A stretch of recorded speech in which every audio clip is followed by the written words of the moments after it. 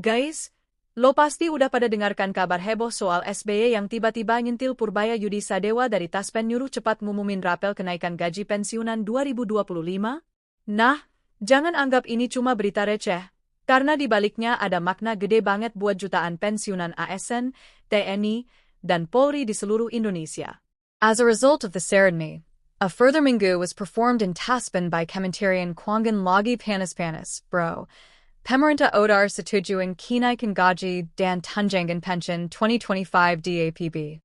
However, the tunggu-tunggu ta also contains resmi sol jabal pengkaran and daftar penerima. No, SBY only participated in the internal Sikias forum in October. Katanya SBY langsung bahas soal ini ke beberapa mantan pejabat senior.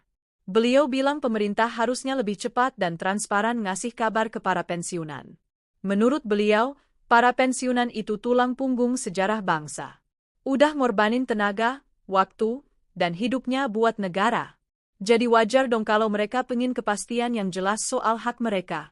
Among the people who were present, SBY was the only one who was able to maintain a level of consciousness that was significantly higher than that of the past. Nah, ucapan ini kayak jadi sindiran halus buat pihak Taspen yang dinilai masih terlalu hati-hati ngumumin jadwal pencairan.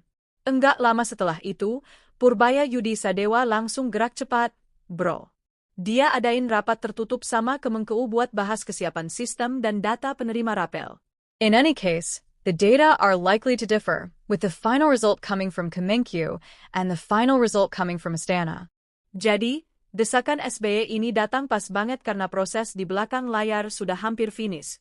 Menurut data internal Taspen, total penerima rapel ada lebih dari 3,7 juta orang, 65% ASN sipil, 25% TNI, dan 10% Polri. Pencairannya bakal dilakukan bertahap. The one that has been tested is a 100% synchron kayak constructed by Kementerian Besar or TNI, as shown in the previous section. Nah, soal nominal kenaikannya lumayan loh, rata-rata 12% sampai 16% tergantung golongan dan masa kerja. Golongan 2 and 3 can be divided by R-R. Sedangkan golongan 4 dan pejabat struktural bisa nyampai 1,0 rupiah kurang R5 juta. Setelah desakan SBY makin ramai, Purbaya akhirnya ngomong ke media.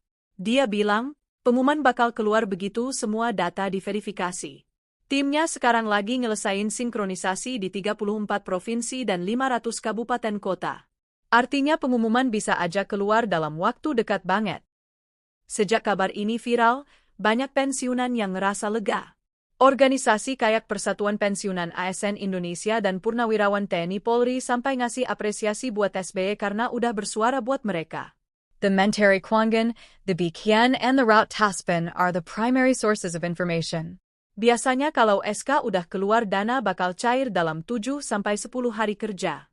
Jadi kalau SK-nya rilis awal November, kemungkinan besar pencairan tahap pertama dimulai sekitar tanggal 15-20 November 2025.